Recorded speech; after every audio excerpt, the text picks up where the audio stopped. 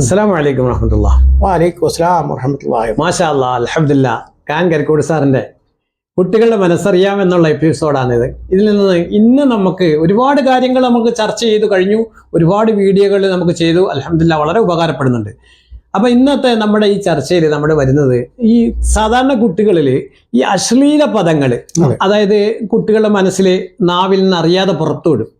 അപ്പൊ അങ്ങനെ അതിന് ഈ അതായത് കുട്ടികൾക്ക് നല്ല ഒരു അതായത് കുട്ടികളുമായിട്ട് ഇടപഴകുമ്പോൾ സ്റ്റാൻഡേർഡായിട്ട് സംസാരിക്കുന്ന ഒരവസ്ഥ ഈ കുട്ടികളിൽ എന്ന് ഈ തുടങ്ങുന്നു, അതായത് മോശമായ അവസ്ഥ എന്ന് തുടങ്ങുന്നു, നല്ലൊരു ചിട്ട ജീവിതത്തിൽ എന്ന് തുടങ്ങുന്നു, അതെന്ന് അറിഞ്ഞാൽ വളരെ ഉപകാരപ്പെടും സാറേ.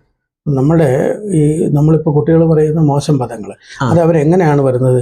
നമ്മളോട് അടുക്കുന്നവർ വരയ്ക്കുന്ന സംഭാഷണമാണ് കുട്ടികൾ കേട്ടിട്ട് അത് പ്രതികരിക്കുന്നത്. അവരത് മനസ്സിൽ വെച്ചിട്ടായിരിക്കും പ്രതികരിക്കുന്നത്.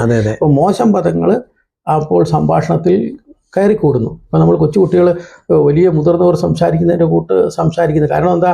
അവരത് അനുകരിക്കുക, അവർ ഉള്ളിലേക്ക് എടുക്കുകയും ചെയ്യും.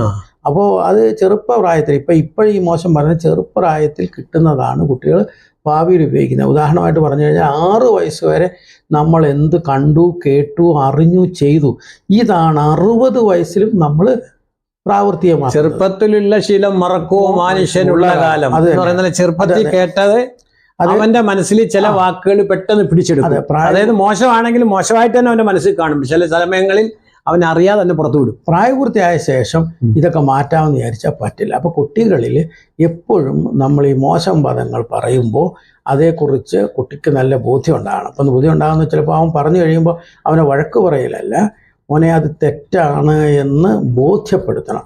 ഇനി വാപ്പായുടെ ഉമ്മയുടെ കയ്യിൽ നിന്നാണ് കേട്ടതെങ്കിൽ മോനെ വാപ്പയ്ക്ക് ഇതറിയാതെ വാപ്പയിൽ കടന്നുകൂടിപ്പോയി, അത് പ്രായമായതുകൊണ്ട് മാറ്റാൻ പറ്റില്ല, മോന് മാറ്റാൻ പറ്റും എന്നുള്ളതാണ്. അത് കുട്ടികളിൽ ഉണ്ടാക്കണം. കുട്ടിയുടെ സൗമ്യ ഭാഷയിൽ നമുക്ക് വാപ്പ പറയുന്നില്ലേ അല്ലെങ്കിൽ ഉമ്മ പറയുന്നില്ലേ എന്നുള്ളതല്ല. വാപ്പ പറയാനുള്ള കാരണം ചെറുപ്രായത്തിൽ എങ്ങനെയോ എന്നിലേക്ക് കടന്നുപോയി മോനെ. അവച്ചൂടെ മുതിർന്നു കഴിഞ്ഞാൽ അത് വാപ്പ അറിയാതെ ഇനി വന്നു പോകുന്നു. മോൻ അങ്ങനെ ഭാവിയിൽ വരരുത് മോനെ, അതുകൊണ്ടാണ് വാപ്പ പറയുന്നത്, അതുകൊണ്ടാണ് ഉമ്മ പറയുന്നത് എന്ന് അവന് ബോധ്യമായടാ. ഉമ്മ പറയുന്നതിനകത്തും കാര്യമുണ്ടല്ലോ എന്ന് അവന് തോന്നണം. അപ്പോൾ നമ്മൾ നല്ല ഭാഷ തന്നെ പറയണം. അപ്പോൾ നമ്മൾ നല്ല ഭാഷ പറയുന്നില്ലെങ്കിൽ അതിലൊരു കുറ്റബോധം നമ്മളിലുണ്ടാകുമ്പോൾ കുട്ടിയും അത് മനസ്സിലാക്കും. അപ്പോൾ നല്ല ഭാഷ പറയണം, അതുപോലെ സ്ഫുടമായി പറയണം. ചില വാക്കുകൾ ചിലത് അവസാനം വരുമ്പോൾ ആ വാക്കുകൾ പൂർത്തീകരിക്കത്തില്ല ചിലരല്ലേ. പിന്നെ അതുപോലെ തന്നെ ഞാൻ ഇനി ഒന്നുകൂടെ പറയാം, ചിലർ ഇതൊക്കെ ഏമ്പക്കം വിടുന്നു അല്ലേ, അതൊക്കെ ഉണ്ടാക്കിയെടുക്കുന്ന സ്വഭാവങ്ങളാണ്. ഞൊട്ടയിടുന്നു, ഇതുപോലൊക്കെയുള്ള ആ ശീലങ്ങൾ, അതുപോലെ തന്നെ അതുപോലെയുള്ള എല്ലാം ഒഴിവാക്കണം.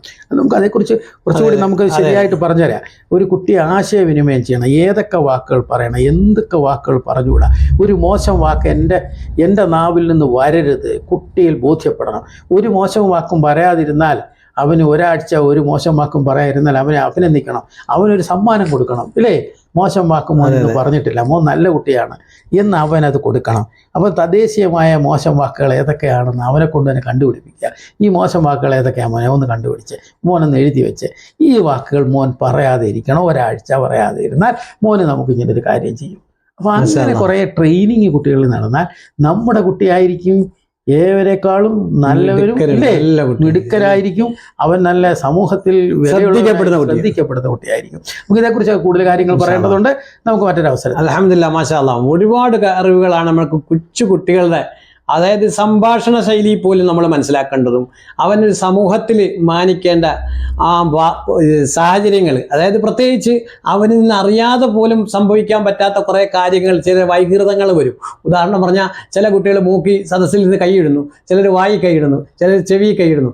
ഈ ദ്വാരങ്ങളൊക്കെ നമ്മുടെയാണെങ്കിലും പക്ഷേ ചില സദസ്സുകളിൽ നമുക്ക് എന്ത് ചെയ്യാൻ പറ്റില്ല, ഉപയോഗിക്കാൻ പാടില്ല എന്നുള്ളൊരു ബോധം നമുക്ക് കൊടുത്ത് ആ കുട്ടികളെ നല്ല രീതിയിൽ വളർത്തിക്കൊണ്ടുവരാം. ചില കുട്ടികളെ പറയുന്ന സമൂഹത്തിൽ 4 ആളുടെ മുമ്പിൽ ആ കുട്ടികളെ കൂട്ടാൻ പറ്റാത്തൊരവസ്ഥ വരെ ഉണ്ട് ചില കുട്ടികളെ. അപ്പോൾ അങ്ങനെയൊക്കെ ഉള്ള കാര്യങ്ങളിൽ നിന്ന് അൽഹംദുലില്ലാ, മാഷാ അല്ലാഹ്, നമ്മുടെ സാർ ഒരുപാട് കാര്യങ്ങൾ നമുക്ക് പകർന്നു തരാനുണ്ട്. ഇനിയും ധാരാളം വിഷയങ്ങൾ നമുക്ക് ചർച്ച ചെയ്യാനുണ്ട്. അൽഹംദുലില്ലാ, പടച്ചവൻ നമ്മുടെ ഈ പ്രവർത്തനങ്ങളൊക്കെ സ്വീകരിക്കുമാറാകട്ടെ. അൽഹംദുലില്ലാ, വളരെ സന്തോഷം സാറേ, പടച്ചവൻ ഇതെല്ലാം സ്വീകരിക്കുമാറാകട്ടെ. അസ്സലാമു അലൈക്കും വറഹ്മത്തുള്ളാഹി. വഅലൈക്കും അസ്സലാം.